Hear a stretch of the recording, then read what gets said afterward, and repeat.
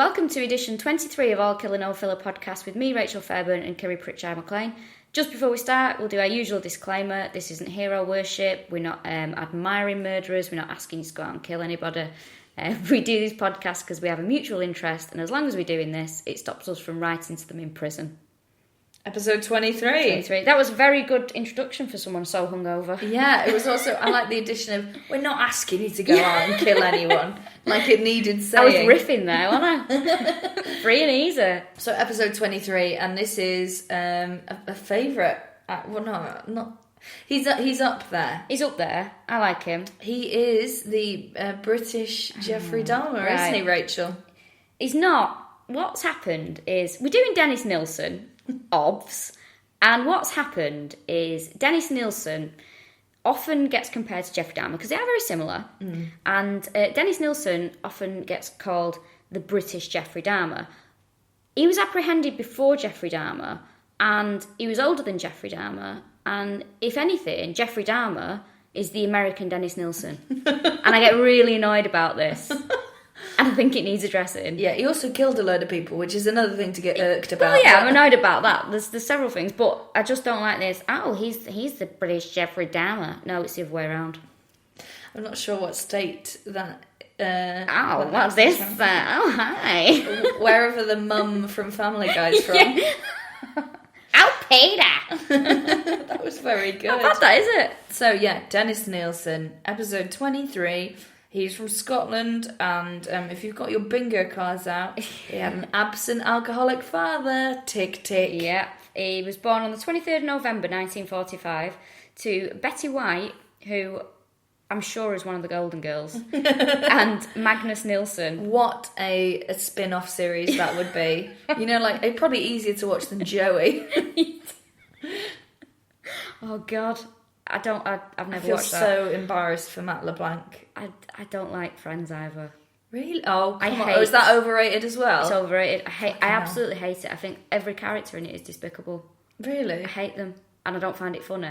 And that theme tune makes me want to just smash the gaff up. I absolutely... Like, when that ding diddly ding ding ding... Fuck off. Smash the gaff up. Oh, it just incenses me. I love the idea that people in America will be, like, pausing it and Googling, what does smash the gaff up? And they'll probably find an interview from Liam Gallagher in 2003 being like, gonna smash the gaff up. I'm gonna go backwards, but I thought I'd smash the gaff up. Oh, smash his gaff up. I don't even know what that means. So Dennis, 23rd November 1945, in Fraserburgh, Edinburgh. Fraserburgh, Scotland, which was a fishing village. He's got two nicknames as well: Muswell Hill Murderer and the Kindly Killer. Yeah, I think that's not. I mean, that feels like an oxymoron in itself. Yeah, Muswell Hill Murderer and Kindly Killer, because apparently we'll talk about it later, but his way of killing people was designed to inflict the least amount of pain. Such a great guy. Yeah, what a good guy. Where are all the heroes gone? Such a gem. Well, they're all gay or taken, aren't they? And in Dennis Nilsen's case, he's gay and incarcerated. Yeah. Gay and unavailable now.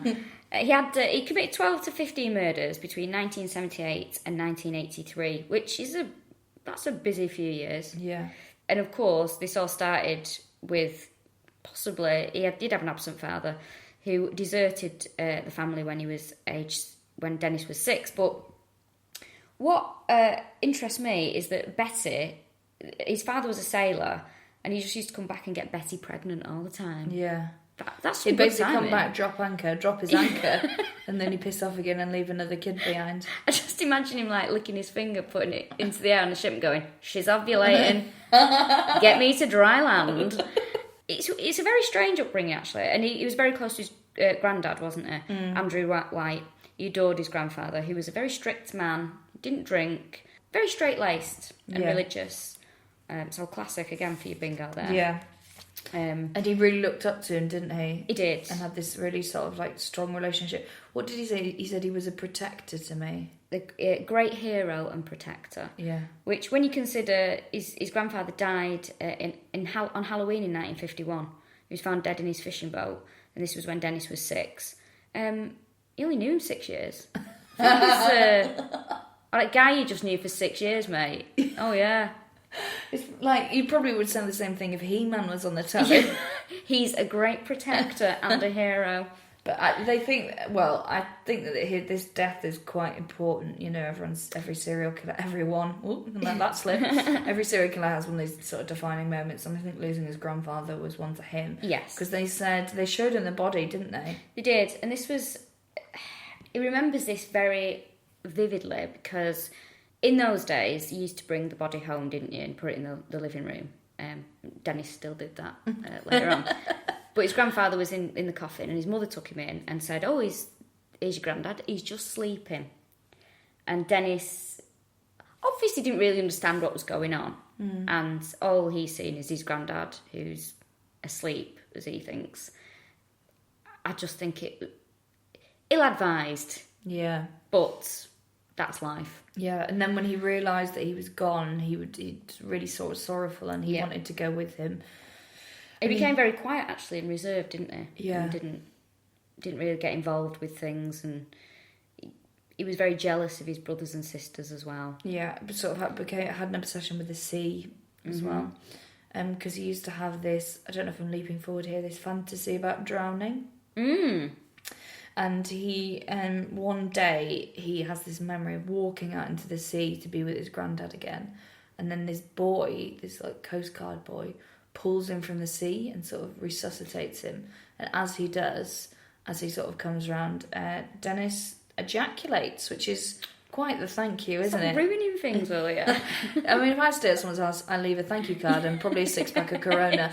But I'll try the other from now on. I think it sounds like a great musical, that start. You can imagine the scene, can't you? And then he just, a bit of singing and like a few crabs doing a bit of a dance. And then he drags him out and he just jizzes everywhere. That would be a much better version of The Little Mermaid.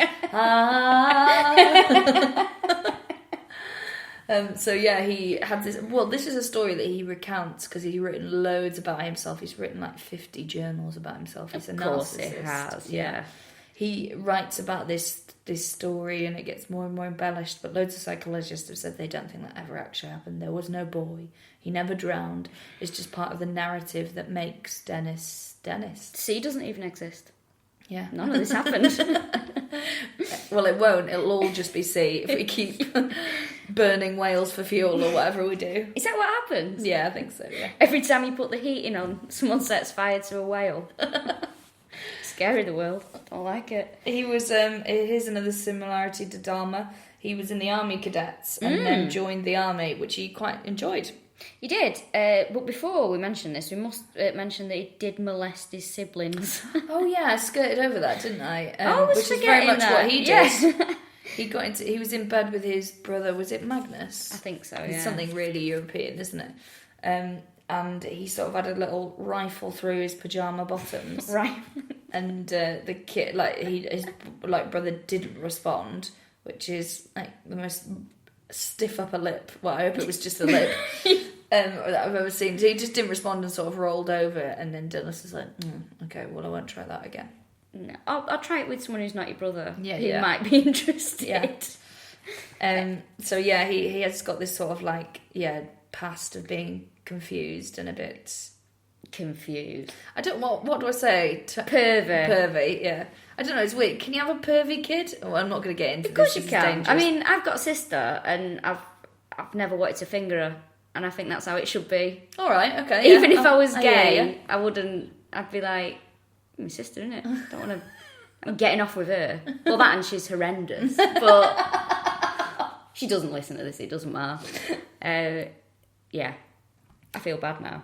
If you want to know what my sister's like... Oh, go on, just tell her you'll fuck her. Yeah, oh, come on then. Just once. If you want to know what my sister's like, she's very like me, but more Mancunian. Really? Imagine that. I thought you were the zenith. I thought I was as well, but no, she's alright. Really? Rachel, don't think so, doubt it. Really? Yeah. Oh my God, I really want to meet her. We used to have we have a little joke that I find this funny, and I doubt anyone else will, but I'll tell you. You remember when Andreas Lubitz crashed the plane into the Alps because he was depressed with other people on? I got obsessed with that, and I couldn't stop reading about it. And for some reason, all I could think was when the pilot had gone for a wee and left the cockpit, and he locked the door and he couldn't get back in, which is horrendous. I'm not laughing at that. I kept imagining my sister driving the plane and someone knocking on the door going, "Open this door," and her going, "Doubt it." And I don't know, that's all I imagine in my mind when I read about the German wings crash. I just imagine my sister. Yeah, no one. It's really fucking mad. Yeah, open this door. Doubt it. Don't think so, mate. No chance. Yeah, probably shared a bit too much there, but that's what happens. Yeah, I'm not sure we can throw shade at Dennis Nilsen for touching his brother's knob when you fantasise about your sister plowing a load of innocent people into the side of a mountain. Oh God! If you Google that Andreas Lubitz, Google Andreas Lubitz investigator's house, and one of the fittest men you will ever see is carrying a box of evidence. I'm obsessed with him. He's so beautiful. You've shown me him before. And he doesn't know I exist. He's gorgeous. Well, if you listen to this, I don't know, send us a tweet or something. Oh yeah, tweet him. Tweet me. Please do. Ooh. And if James Franco's listening, he's not listening. But Dennis was in the army. We've digressed again. Yes, and he became an alcoholic in the army, just like Jeffrey Dahmer. Very similar. Mm-hmm. Very similar. And in 1964 he was in Germany, wasn't he? Yeah. And he was in a drunken stupor. And he got off with a young German youth. Are we allowed to say that? Yeah, I'm not sure German youth is... I don't know if that's an okay phrase anymore. This young German was asleep on the floor and apparently nothing sexual happened, but Dennis started to realise that this is what he liked. He liked to have a partner who was basically unconscious, who was just dead, appeared to be dead. That's what he was into, wasn't it? He liked... I've been with some people where I would have preferred they were unconscious or dead. When he was in army, he was a chef, and that's where he learned his butchery skills, which come in so handy later on. And he was at one point he was sent to, I don't know where, can't remember now, but it was some country where there's brown people. Which, if you listen to my dad, is everywhere these days. But I mean, like, it was, I don't know, it was like the Middle East or something. And he, over there, in that time, they would get like a 10 and they'd get their equipment, but they would get a boy. They would get assigned a boy, which I think was to like clean their tent and cook for them and things. But that was not what Dennis used it for. Oh, God. And apparently he was really happy. He was like, finally, what I've always wanted, a biddable young man. Which is gross. Because, I mean, nowadays our army, they don't even have boots, do they? Let alone brown boys. I just find it astonishing that it's like, oh, here's your boy. Yeah. How do you even do that and be like, and there's your there's your water for the day and there's your boy. This is your boy. He also used to get drunk and pretend he also used to pretend he was more drunk than he was, in the hopes that his colleagues would molest him. I've definitely done that as well. Yeah. Oh, I'm hammered. My knickers have come off. Oops. I just think he should have worked at the BBC in the 70s. Just constantly getting his bollocks felt, wasn't it? I just find it weird. Oh, hey guys, I'm drunk. Yeah, so like, how would he pass out as well in like a sexual way? Always popped out again. Yeah. He had a near-death experience though, didn't he? Yes, with a taxi driver. Yeah. With an Arab taxi driver. Yeah. Are we allowed to say that? Arab's fine. I just think. Yep. No. Yeah. Arab is fine, but it's been used by people who aren't fine, and now none of us can use it. It's been spoiled. I think. No, Arab isn't a racist word. Only racists use the word Arab. Yeah, he was an Arab gentleman. Yeah. So we had this near-death experience with this taxi driver. Yeah, which I don't believe. Come on, we've all used an Uber. He said that he got in this taxi. The taxi driver attacked him, didn't he? And put him in the boot or something. Yeah. And then opened the boot, and Dennis jumps out and batters the taxi driver. Well, he grabbed a jack. Yeah. Again. And attacked the taxi driver, and then put the. I don't believe him. Yeah, it all sounds a bit too hero-y, doesn't it? Yeah, it does. And wouldn't that be great if it was another serial killer who did that? A crossover episode, like when Buffy and Angel used to do. Yeah, that would be each other's world. I wonder who it would have been. But he had sex with a woman as well, didn't he? Prostitute. He did, and it was in Berlin, and he described it as overrated and depressing. That's mean. There's plenty of things that are like that. Schindler's List. Take That's latest tour. Overrated and depressing. I know, that is the grimmest TripAdvisor you have about your vagina ever, isn't it? I'd quite like... 2 stars. I think a good quote from my Edinburgh Post would be underrated and depressing. That's quite positive. Yeah, if someone can do a write-up, please, so Rachel can quote that. Underrated and depressing. So he's in the army for 11 years, and he enjoyed it. In 1972, he left and he came back home he went back home for 3 months. His mother, he stayed with his mother and his family. She was concerned about his lack of female companionship. Yeah, she was pushing for a wife. Yeah, and this is where something interesting happens, because he's at home with his family and his brother Olaf. They decide to watch a documentary. Oh, yeah. On homosexuality. So they're watching this like at Christmas. Gather round, everybody. Yeah, very weird. And they're like, oh, we're not watching Die Hard again. Let's watch this documentary about homosexuality. And it sparks a conversation in which his brother, who's knobby touched, was like, I think it's wrong, especially when you're a child trying to sleep in your bed. And Dennis is like, I don't think it's wrong, I think it's natural. And there's this big argument, and then he and his brother don't speak again. No, they never spoke again, actually. And he had sporadic contact with his mother through letters. Yeah, although I read a article that was from The Sun, so it's not to be believed because they are a lying rag, that said apparently she didn't disown him after the murders. She disowned him when she found out that he was gay. Which does seem slightly the wrong agenda to push. Yeah, it does. He joined, of course, then he did the natural thing that people do when, they've been in the army and the family don't like her. He became a copper. And he joined the Met Police and he moved to London. And this was obviously 1973. He's having I don't think there's not really much about his police thing. It's just something he did, wasn't it? It's just Please cover up. 1973. He's moved to London. He's at Willesden Green Cop Shop. I love that. Cop Shop. I had that in ages. And he's enjoying the gay lifestyle. Or maybe not, actually. He's going out a lot. He's going to the gay bars. He's just getting off with blokes left, right and centre. It sounds amazing. Sounds like my first year of uni. Just all gay bars and getting off with lads. And he did describe it, though, as soul destroying. Is soul that bit of skin between your bum and your balls? Because that would make sense. That's your perineum, isn't it? Your gooch. Or scrunt, I've heard it called. And no, scrum. Scrotum bum. Ooh. And taint as well, as in taint your arsehole, taint your balls. I think perineum sounds delicious, though. It does. Perineum sauce from Nando's. Sounds really nice, yeah. Perineum. Soul destroying. Bleep. This is where forget that, I'll talk again. So he actually settled down there with a 21-year-old. David Gallican, who was a lot younger than him, and this was in 1975. They moved to 195 Melrose Avenue, for those people that might want to go and visit these places. And they lived together. It sounds quite a nice relationship at first, because he used to call him Twinkle, didn't he? Yeah, that's nice. It's so camp, it's almost homophobic, but yeah, it's quite cute. So they had this sort of nice little home life, and they even got a dog together. Yeah, which, you know what, this dog, this annoys me as well. It's got the worst name ever, Bleep. Because I think it's cute. No, it's not. That's the name that, it's apparently that's a noise that it made when they opened the box or bag or whatever. Floorboards. Yeah, floorboards, whatever you get a dog in those days.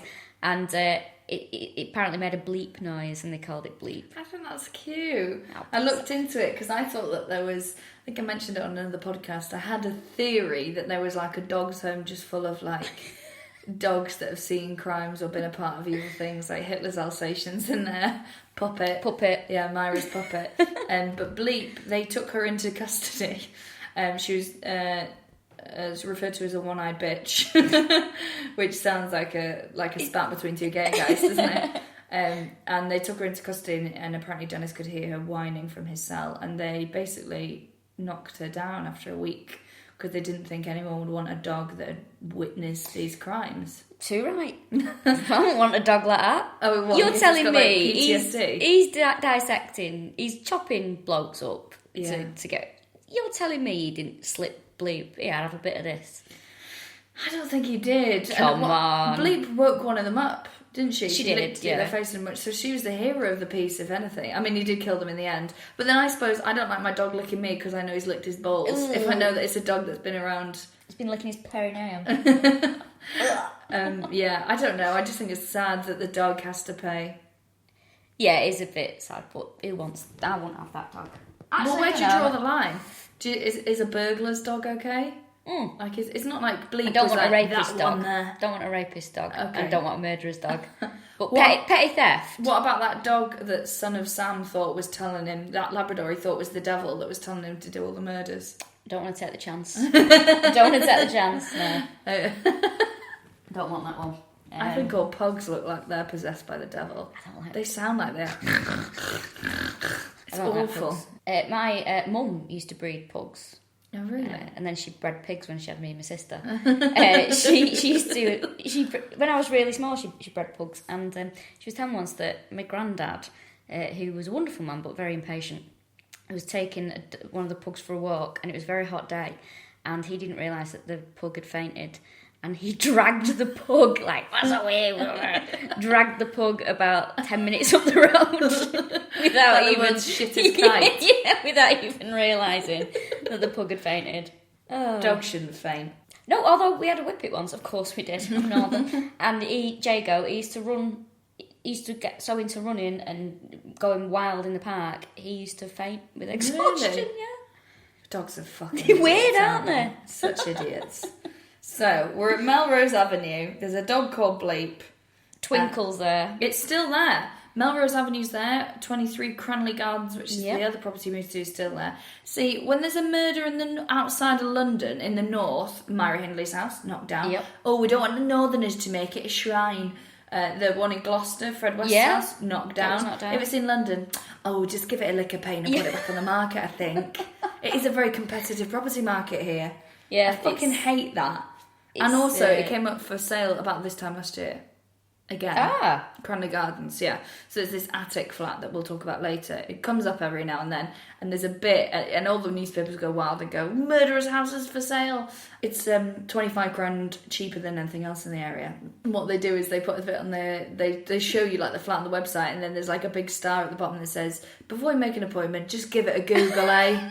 And it says something like you were advised to look into the history of this property before arranging a viewing. It's like they're so bored of telling people about it. Just Google it, will you? Yeah, and be like, oh, there's a lot of underfloor storage space in this property, isn't there? It's funny you should mention that. But I reckon most of them are people who know and want to have a nose round. Oh, of course. Yeah. Yeah, I don't think I don't know. I might go for a little look. There's a load of comedians that live near there, isn't there? Yeah. I There's a think comedian house. there's a comedian house, yeah. A comedian house is like a normal house, except that it's fucking filthy and everyone's really unhappy. Yeah. Like a squat, but people pay rent. And people are very competitive for no good reason in there. Yeah. Someone will be having a breakdown at any one time. You know, like when girls move in and they sink periods. It happens with the same with comedians and nervous breakdowns. And depression. Oh, God. Yeah, was it Melrose Avenue they all live? No, it's Cranley Gardens. Cranley Gardens, yeah. So, what happened with the relationship, though, with David Gallican? It went a bit wrong, didn't it? Because they were together quite a while. And then Dennis starts acting all wacky, apparently. Starts bringing other men home. Yeah, they And also a woman. Oh, really? Yeah. He apparently brought a woman home. Ah. So it went... Yeah, because it was on its way out, wasn't it? So Yeah. they started to like sleep in different beds and open up their relationship. And yeah, I think they were just banging their way through the North London area. I don't know. It feels like it would be North. There's leaves. Yes. So yeah, I think that's very out of character, isn't it? Very strange. And then when they split up, he stays in the house on Melrose Avenue. Dennis does, and he's going back to the gay bars. He keeps Bleep as well. Yeah. And then by 1978... Well, I'm keeping the dog. Yeah, he was thoroughly depressed, apparently. And this is when he was working at the job centre.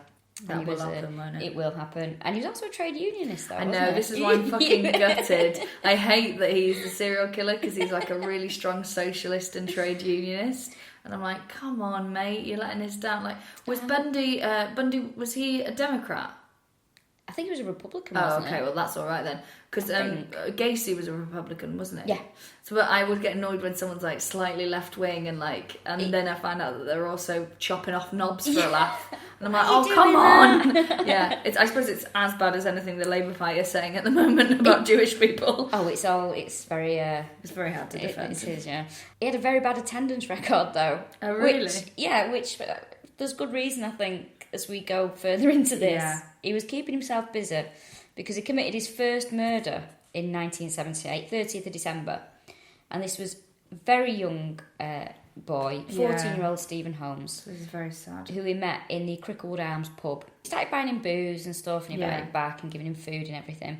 And he said, this really irritates me. What he actually said was, Dennis said, I wanted him to stay with me over the new year, whether he wanted to or not. Which, to be honest, that's pretty much what my ex-boyfriend's mum used to say.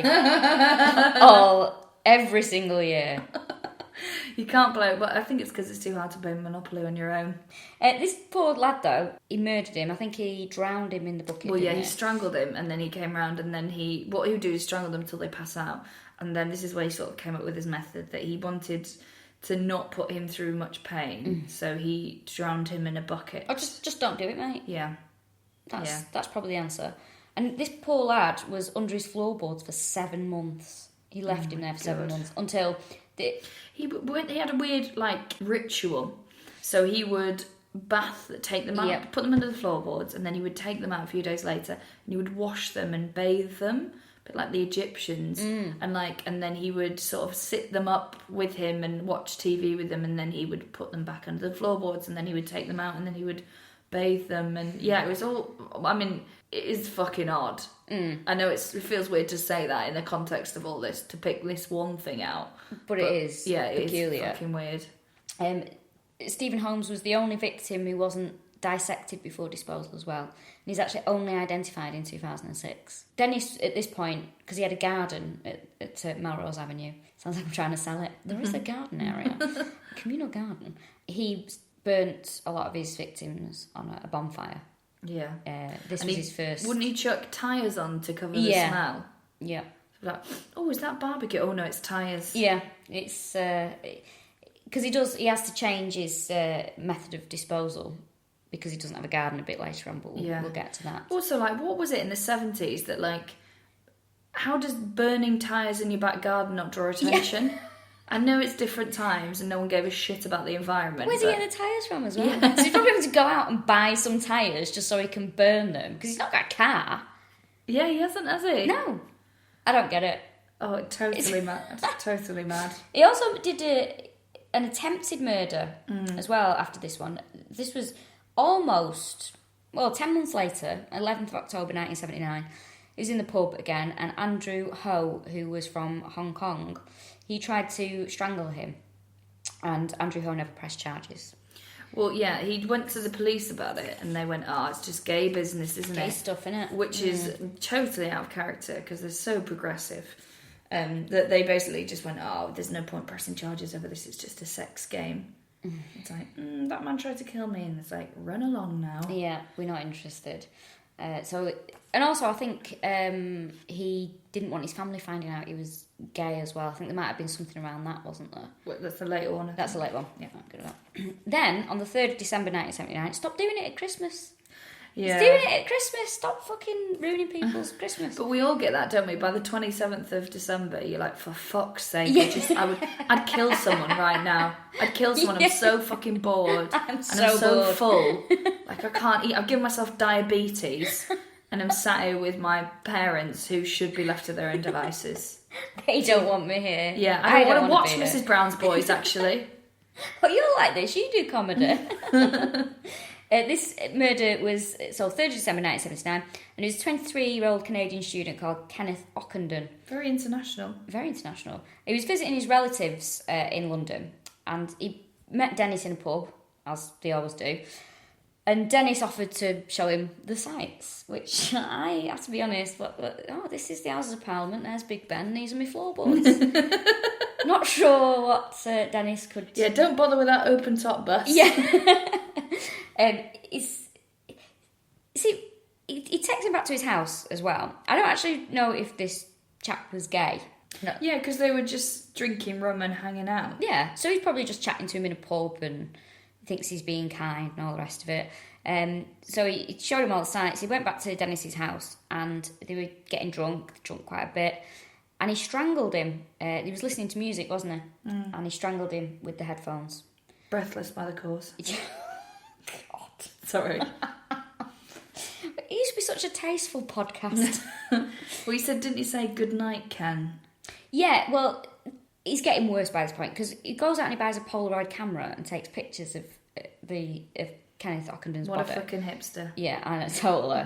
And then on 4 occasions... Actually, that's quite an investment because Polaroids are really expensive, aren't they? They are very expensive. And they were even more so back then. Yes. Between that and buying tyres, it's a good job that he works for the fucking government and that he's fighting for better pay and conditions.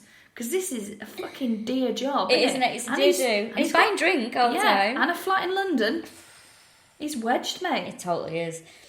4 occasions, though, over the next fortnight, he's dragging this Kenneth's body from the floorboards and making him watch TV with him. He also, when he put him back, he was, one of the interviews, he said, "Oh, you should just say goodnight, Ken." Oh. I just find him so fucking punchable. Yeah, it's the arrogance, smug. Isn't it? The interviews with him, he's really smug. There was I watched a bit of it. If you watch it, it's mad. So it was from was it the 1996 or something like that? He was interviewed, and he looks, for a start, so he's really jazzed up his prison uniform. He's got some wooden beads on and a vest and a shirt that's open with the sleeves rolled up. He basically looks like he should be in the Libertines. And he's sort of chatting away to this guy, and he's saying, the interviewer's saying, "Well, did it not start to smell with these bodies?" And he went, "What?" And he's like, "Does it not start to smell because did it not make a mess cutting up the bodies?" And he was like, "Why would it make a mess?" And he's like, "Because you're chopping up bodies." And he's like, "Yeah, dead bodies." And he was like, "The only thing that smells is the organs inside, so I just take them out." Surely everyone knows this. It was like, "No, mate, don't talk to everyone like they've chopped up 17 gay guys." And then he was being really it's like, "No, because the blood doesn't run, does it, when someone dies?" And he was like rolling his eyes, and it's like, he's got a degree in journalism. He doesn't know. Back off. It is the arrogance of it, God. Am I going to have to explain everything? Again? How many times do I have to tell you? Yes, because what you did is utterly unexplainable, Dennis, you fucking psychopath. Oh, here we go again. Stop asking me. Although I don't think they should, my hardline views, I don't think they should be interviewing these people. I don't think they should do an interview for, telly. No. I think that's... It's a bit, salacious? Yeah, it's salacious, yeah, and I don't think it's fair on the families. I'm aware of the irony capturing this conversation as we do this podcast. But stop giving them TV time. Although it's not happened for a long time. Something like that, is it? I also think that with Dennis Nilsen, that's exactly that would be his dream scenario. He would love every minute of it. Yeah, there's I'd say the thing he likes most above chopping up gay guys and killing them is talking about himself. Oh, exactly. And I imagine he only chopped them and killed them because they got fucking bored of him talking about himself. Then he commits his third murder then. And this is in 17th May 1980. Very young boy again, 16-year-old Martin Duffy. He was a catering student from Birkenhead. And he was sleeping rough, I think, wasn't he? Yes, he was sleeping rough. And he was hungry, he was tired. And he comes across Dennis and he offers him a bed for the night. And he happily obliges because he's vulnerable. And Dennis, of course, strangles him. It was a ligature this time, wasn't it? Mm. And it's refining his method, which does happen. He then bathed him, didn't he? And all the rest of it. And he also said about this chap, the youngest looking I've ever seen. I just do you know what, Dennis? Shut up. Yeah. He then kept him. Also, a bit offensive to the 14-year-old. Yes, very much. Toss paper around, isn't it? He kept him as a companion, and he liked to describe them as companions, didn't he? He used to say, it's so creepy. Well, the famous book "Killing for Company," very good book. Yeah, very good. He described the boys and men that he killed as companions and kept them Companions as is... a sex object. I'll be honest with you, I'd quite like to be described as that myself. This is my companion and sex object, Rachel. Well, Well, I think companion is a word that's only ever used by a certain generation of people. Like baby boom is like what you say is when your partner dies and you get with someone again but you don't marry again. This is my companion, Jill. This is my companion, yeah. Or it's what you would say if you were gay and didn't want everyone to know, but it was obvious. This is my companion. Arthur and his companion are buying a house together. Brilliant. Companion. This young lad, though, this is horrible because... Oh, he left him in a cupboard, didn't he? That's what he did. Yeah. And he used to kiss him and compliment him and caress him. This is it. Although it sounds like his perfume, if I'm honest, doesn't it? Compliments and Kisses by Dennis Nilsen. Companion by Dennis Nilsen. Companion by Dennis Nilsen. Oh, it stink, wasn't it? The body, obviously, that he left on the floorboards of this young boy, it became bloated and he had to eventually get rid of it. Oh, God. Imagine living in the flat below. Because also I think that, if you put them under the floorboards, that's down to someone else's ceiling. And they must be seeping stuff out because bodies leak, don't they? Yeah. So there's got to be... People are probably looking up going... I wonder how many times they repainted that ceiling. Persistent stain. Yeah, like, that dog's pissing again. It's astonishing that nobody picks up on this. Yeah. But in London, nobody speaks to anyone else. So, no, that's true. And then before the end of 1980, he killed another 5 victims and attempted one other murder. And out of these 5 victims, there was only one who was identified. And this was William Sutherland. And when Dennis is talking about his victims, he says so many distasteful, arrogant things. He just was able to describe them because he didn't know a lot of the names, did he? No. Because these were quite transient men. Maybe didn't have families looking for them or anything. He said something very annoying about one of the victims that was never identified. He had a tattoo around his neck, didn't he? Oh. That said, cut here. And Dennis said, so I did. Stop trying to be funny. Yeah, I hate it. You're horrible. Yeah. And he just described them as like, so he killed 5 people in 1980 and one was a hippie, one was really small. It's like he was describing the cast of The Young Ones. But he didn't even bother getting to know their names. But then again, I think, part of me does think, did he kill them? Or is he just making it up? I think he's a massive fantasist. Yeah. So maybe and they all lie about how many, maybe he just thought, I'm just going to say I killed all these people. Because there's no evidence, there's no... Well, one of them, he had fingerprints on his neck, didn't he? He'd got into a kerfuffle with them and he went into work with them. Oh, yes! Someone fought back, didn't they? Yeah, so he did go in with fingerprints. Why are you wearing a turtleneck? It's July. No reason. Oh, here he is, the milk tray man. Why is Dennis wearing a cravat? He's dressed down Friday, can do what he wants. I always imagine Colin from the Frog and Bucket with it when I think of Ross. Yeah. I don't think he listens to this. By this point, his house was stinking. And this is something... There was decomposing bodies, there was maggots. He used to spray... A comedian's house. It's a comedian's house. He used to spray deodorant and insecticide. The smell was still there. Oh, God. He should have used dupe. That'll kill it. This is the thing. He did find a product, didn't he? Which he used a certain one, I think. Yeah, he did. Was it Brill? Yeah, it was something like Vim or something, wasn't it? Something that he found was like, oh, that's very good for that. Yeah. I'd quite like to see the endorsement. There's a famous documentary which has a reconstructive bit and that's quite based on police photos where when they finally confront him in the police, they go to a wardrobe and he's got those, the air fresheners. He's those white air fresheners. Oh I always think of Dennis Nilsen when I see them. Yeah. Sort of they're like white plastic pyramids, aren't they? With like a jelly thing in the middle. Yeah. And they're horrible and you find them in like offices and multi-packs. And they always get left there for longer than they should be. Yeah, they're and for that years, thing in the middle is like, turns into it looks like a shrunken head in the middle. There's loads of them just on top of bin liners, isn't there? I always think of Dennis Nilsen when I see them. So he's making attempts to make his house smell better, but it is reeking. And then in 1980, he decided to have a huge bonfire, which 3 local children watched.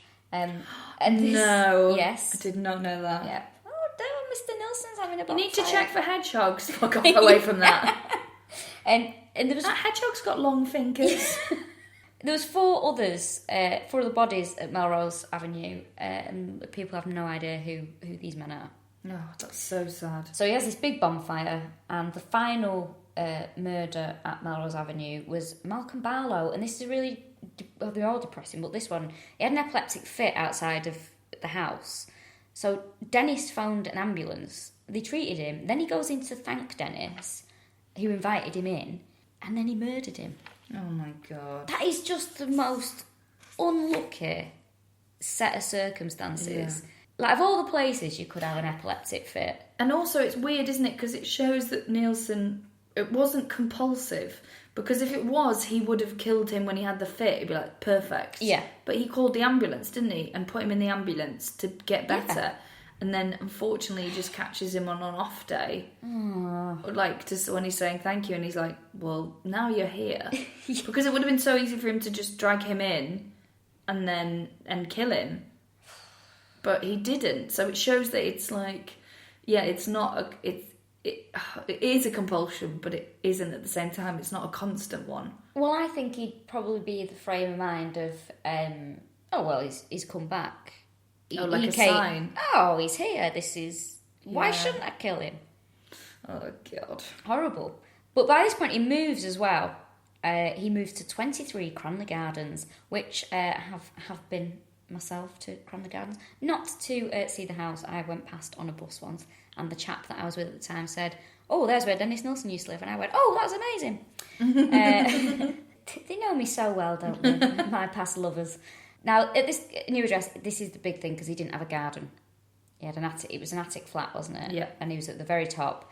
There was a shared garden, wasn't there? Yeah. A shared backyard. But he didn't have sole access to it. Like, because Melrose Avenue, they're like, you need to move out. And he was like, no fucking way. Yeah. Because he knows that all the stuff, because he had like this ground floor flat there. And they had to pay him $1,000 to move out because he would just refused. And he's typical socialist, I know my rights. Which is that everyone has them. And he really didn't want to move out, but they had to pay him off. And so he wasn't happy about this. I feel sorry for Bleep. Oh yeah, Bleep. Going to no stability. Oh yeah, and then shoved in an attic flat. Yeah, he's at work all day. She's... Oh, apparently he was good though. He used to take her on big walks and stuff. Oh, well, I am glad. Yeah. Just if there's any people who are worried about animal welfare out there, don't worry. This was one where there was another attempted murder. It was Paul Hobbs. Is that his name? Yeah, he was 19 years old. And this is he's done a couple of interviews, hasn't he, this chap? Horrible, because he attempts to murder him, but he lets him go, doesn't he? Mm. And I think he went to the police, didn't he? Yeah. And I just felt so sorry for him, because he was totally baffled by what had occurred. That I think he's still in shock now, years later, that he just let him go. And I find it astonishing that he let him go. Yeah, I'm Why surprised. did he let him go? Well, I think there'll be more, because so many of these people that he catches like drifters and people who are, sort of down on their luck. And how many more has he let go and gone, no, I'm not going to kill them tonight? Like with the epilepsy, when he let them go. There'll be so many. This is probably a fraction of the people that passed through his life. And so does that mean he was always fighting it? Which is quite, not sad, but it's mildly noble. Like, do you know what? At least he was fighting and not going, yeah, no, I'm just going to fucking kill everyone. Or was it more selfish if he's like, oh, I can't get away with it because they saw him come in with me? Yeah, it's an interesting one, isn't it? Yeah, we'll never know, because he could just spouts bullshit all the time. Moved to Cranley Gardens, had a break from killing, and then in 1982, Carl Stotter came round and they had an altercation. He strangled him, didn't he? Yes. And he was unconscious for a few days. Yeah, it's so weird, isn't it? He was unconscious for a few days, and then he let him go. Yeah, he just let him go. Obviously, he talked himself out of it by that time, or something had happened that was less convenient. So Carl went to the doctor, and the doctor was like, mate, you've been strangled. There's fingerprints on your neck. You've been strangled. Go to the police. And Carl was like, I don't want to go to the police because he doesn't want people finding out he's gay. So Dennis got away with it. So the first murder at Cranley Gardens, March 1982, 23-year-old John Howlett, who met in a Leicester Square pub. Howlett went back with Nilsen, and he actually says about Howlett, he was the most difficult to kill. because he fought back considerably. Yeah, well, because apparently he woke up while he was strangling him and Dennis was shouting, "It's about time that you went." Totally mad. I'm like, we'll just open the door then. Yeah, just let him go. He also... Then he kills... This October 82, Graham Allen, 27 years old. He made him an omelette, didn't he? Oh god, yeah, the omelette thing.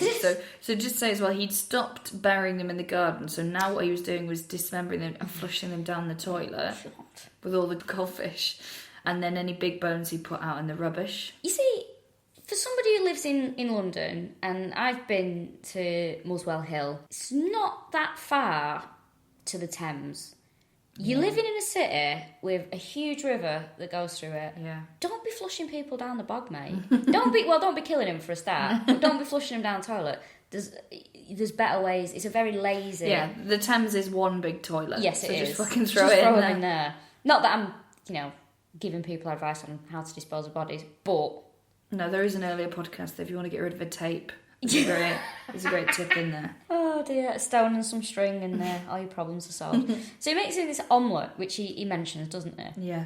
And he said he took him back, made him an omelette, and he had he said he fully intended to strangle him. Yeah. So he knew what he was going to do. It's not like he, don't know what's going on, suddenly I made a mistake. He knew what he was going to do. He knew. He left Graham Allen in his bathtub for 3 days.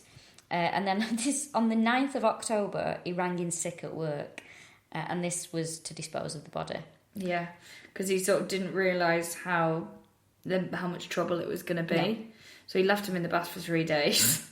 And then was like, how the fuck am I going to do? I've done that sometimes with a shit that I thought would flush. I'd be like, really? No, I mean, it's not been 3 days, but it's been 3 flushes. Say 3 days, you all right, mate? The final victim then at Cranley Gardens, 26th of January 1983, Stephen Sinclair. He was 20 years old. He was last seen with Nilsen at a tube station. So he had problems of his own. He was an alcoholic as well, wasn't he? And he was using drugs. Yeah. And Nilsen, unfortunately, comes across Nilsen and he buys him a burger to seduce him. Oh. Well, it's worked with me. Yeah, definitely. Without a doubt. Yeah. You would get me a milkshake, I'm all yours. Ooh. He'd done quite a few. Really, so he did 2 in 82. Yeah, he did. So 4 in 81, 2 in 82, and then this one in 83. Nilsen actually does something very strange because he's disposing of people by flushing them down the toilet. He's also boiling the heads and hands and things just to, make it a bit easier for himself.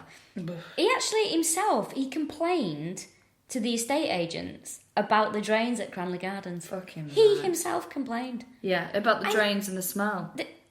I just find it... The audacity of that. It's amazing just to do that. It's arrogance. It's pure arrogance from him. So all people living in Cranley Gardens as well, in the house, were like, what is going on? Yeah. The drains are terrible. The house stinks. Yeah, because Nilsen at this time, with Stephen Sinclair, he strangled him, and then he put his head and his torso and his arms in a tea chest in his living room, and then his lower torso and his legs were stuffed underneath the bathtub. So it's like, do you remember that game Finders Keepers? You'd have to ransack the house to find the prizes. Yes. His house must have been fucking stuffed full of just bits of people. How could he even sit in there? The smell would have been awful. You know what he's eating in there as well. That's... Oh yeah. You think... It's like when I've seen eat in the shower. I'm like, how can you do it? What? Eat in the shower? Yeah. Who's done that? An ex-boyfriend I saw him eat a sausage roll in the shower. I mean, it wasn't one of life's high flyers, I'll admit that. No. It's wrong, innit? Yeah. That's weird. It's probably weirder than what Dennis Nilsen did. I think it is. Eating a sausage roll? Right, I've heard everything now. It's like, don't get crumbs on you. You can't eat when you're wet. Sounds rude, that. I'm not going to go there. So the drains, obviously, are playing up, as you would expect. And this is Dynarod come out to have a look at them. And it was a chap called, is it Michael Cattram? Yeah. Michael Cattram.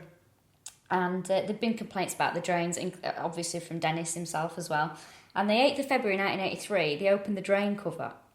And there's bones and stuff in there. And he said, it was amazing, he went, I might be new, but that's not shit.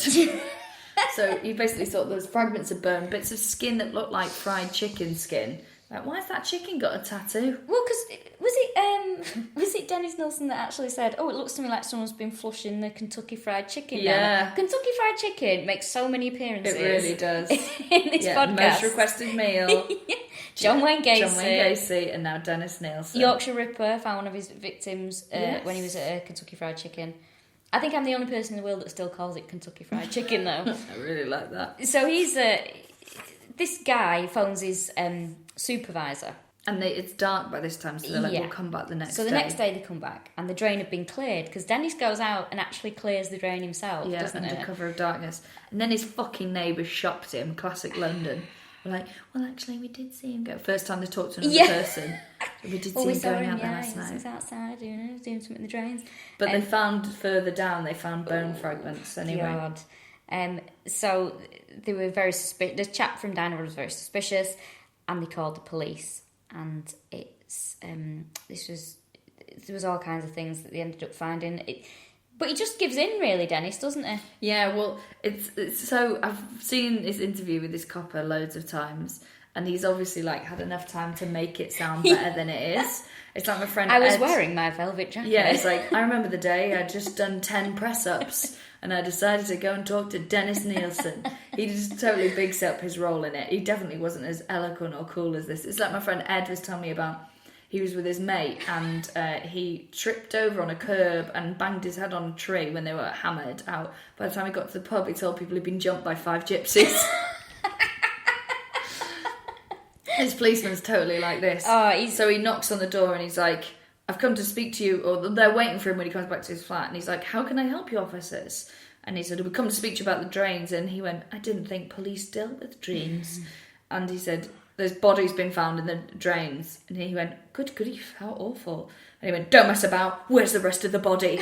And like they probably sells it like that. I bet he didn't say that. And then Dennis Nilsen went, it's in the cupboard in the spare room. Like immediately just confesses. Just totally gives in. Yeah.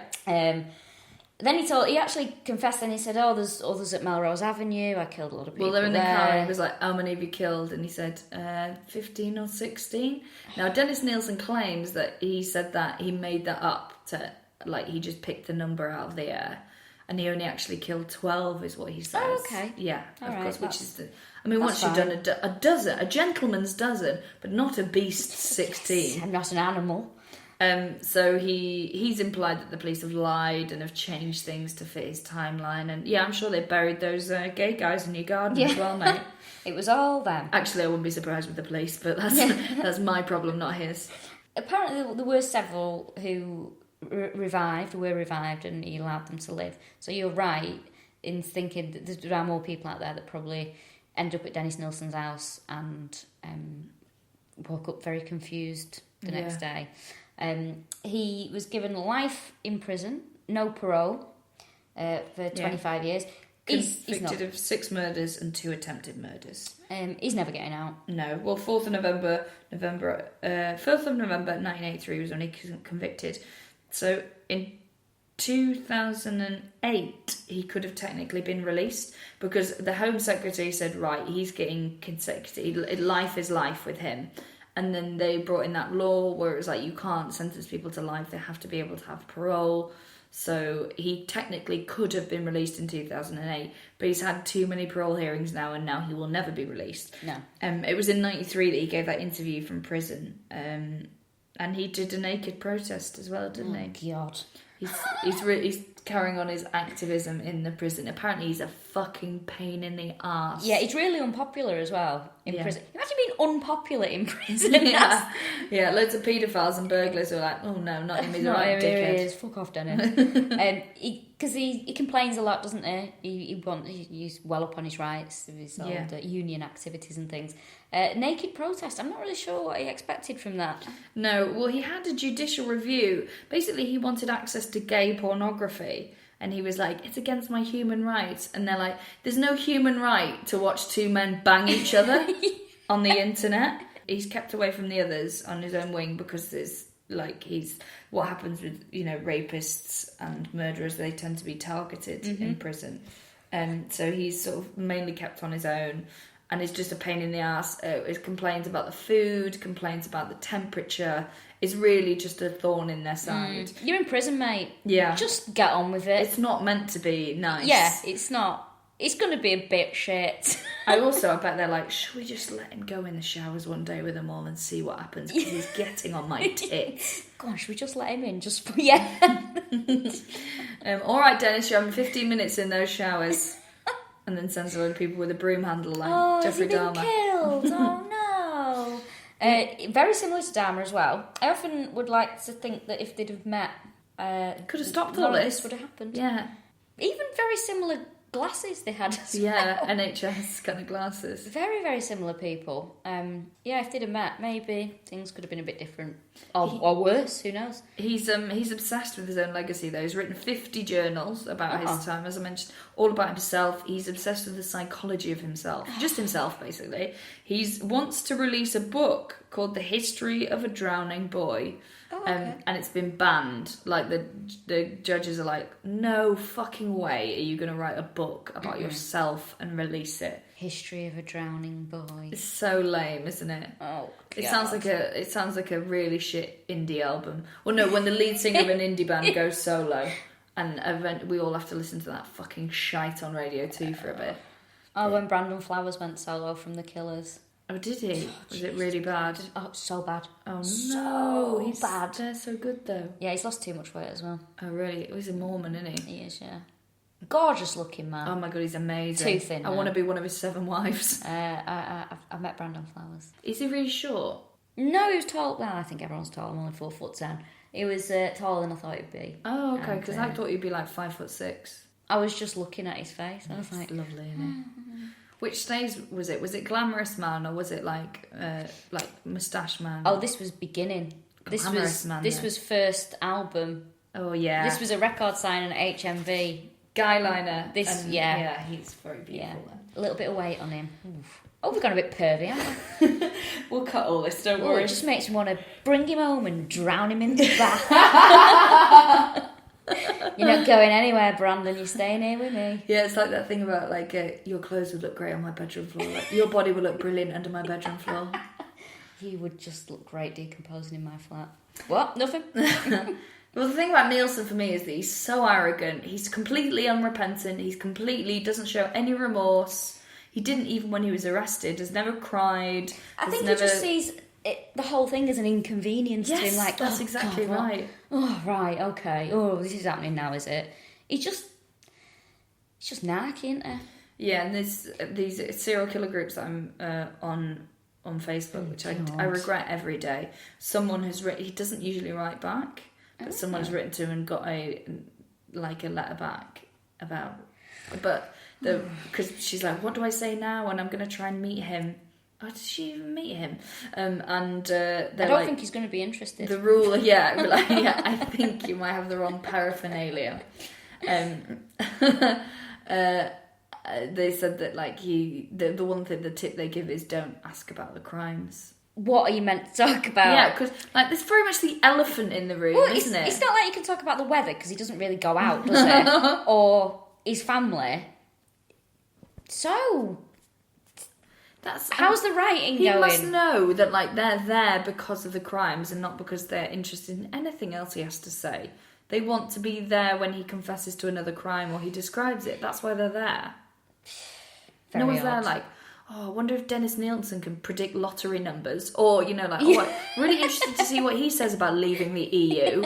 No one really wants to hear what they want to say. They want to hear about him chopping people up. Yeah, that's the only reason anyone would be interested in him. It's just don't go visiting these people. They shouldn't be allowed outside. I'm going to get a hard line about this. There we go. I think if you're in prison for terrible crimes, you can be visited by people that you knew before you were arrested. Those are the rules. You're not allowed to cultivate any new relationships or friendships. Really? No, totally. What about with a priest if they decide that they're going to convert? Because a lot of them do, don't they? They convert. If you want to see a priest, you can see a priest. That's punishment enough for most people. How do you even... I just don't think you... How do you police that? I knew him in school. I'd have a system. If they would be Facebook friends already.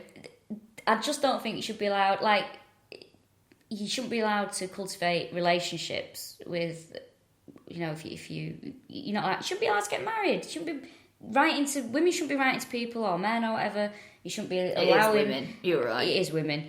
And I just think that if you've done so many terrible crimes and you've taken other people's opportunities away from them and stopped that in the tracks, you shouldn't be allowed to be a pen pal. Fulfill your dreams and needs. And that is what I think. This has been Hardline with Rachel Fairburn. On the right. I'm very right-wing today. Yeah, you are. It's when you're hungover. Oh, yeah. You should have heard what she was saying about immigration before we I said nothing. But let them in, I think, we was can't the phrase. build a wall around the whole of the UK. So that is Dennis Nilsen. That is Dennis Nilsen. I used to feel kind of sorry for him and be like, oh God, he's just like a lost soul. Because I do kind of feel that about Dahmer. But I think he's a fucking prick. Yeah, he's a prick. He's a shitty, high-status, arsehole prick. He's a shit prick. That's what he is. Shit prick, mate. Unpleasant man. Who are we doing next? Oh, we're doing Killa Homolka. Yeah, this is a Twitter recommendation. Yes, Paul Bernardino, is that his name? And Killa Homolka. So a murderous couple. We haven't done a couple in a while, No, have we? we've not. I think Charles Ing and Leonard Lake. Lenny Lake were the last ones. Yeah, brilliant. We're all just gearing up for the Wests. Oh, I can't wait. Rachel's Golden Jubilee. I keep sort of like, I want to save it for best. I'm like, oh yeah, great book about the West if you want to read it, which it's fascinating. Happy Like Murderers by Gordon Byrne, one of the best books I've ever read. Absolutely amazing. I guarantee every page, when I first read it, I've read it several times, every page is something horrific. How can you, like that's a selling point, how can you read something like that more than once? Because I just can't believe what went on. Yeah, it's bad. I go back to it and I'm like, what? I think if we do the West, I think it's going to be a two-parter. Oh yeah. I'm going to buy a hat. I can't wait. If we do the West, let us know on Twitter how you feel about the potential of doing a two-parter, whether that sounds annoying or whether that sounds exciting, because there's a lot to talk about. There is a lot. And more stuff's coming out in the press about them at the moment as well, and the people they're associated with. So they're on the horizon. If you've got any suggestions for people we should do, please do tweet us at KillNoPhilPod. Thank you very much for listening. Much appreciated. We're number 2, as I checked last night. But we can't topple the black guy that tips from Podomatics comedy podcast. I don't know how we would go about that. I don't know if we even want to do that. No. It might be a great podcast. But thank you so much for listening. There's like actually thousands and thousands of you listening, which is totally mad. And keep in touch. Well, I like the tweets. I like it when you tweet us. Yeah, we do like it when you tweet us. Anything else to say? Oh, if you like us, here's a tip. I think you might like Parapod, which is done by 2 friends of ours, Ray Peacock and Barry Dodds. It's all about the paranormal and ghosts and mysteries and that. They talked about maybe doing a Zodiac episode. Oh, really? Yeah, and then Ray Peacock, who's a brilliant comedian, said there's nothing to talk about there because it was just a serial killer, wasn't it? But we all know from episode whatever it was, there was never any serial killer. Yes, we know. So yes, if you enjoy us, I think you'd like the Parapod. Thank you very much for listening, and we will see you soon to talk about a killer couple. Excellent, thank you.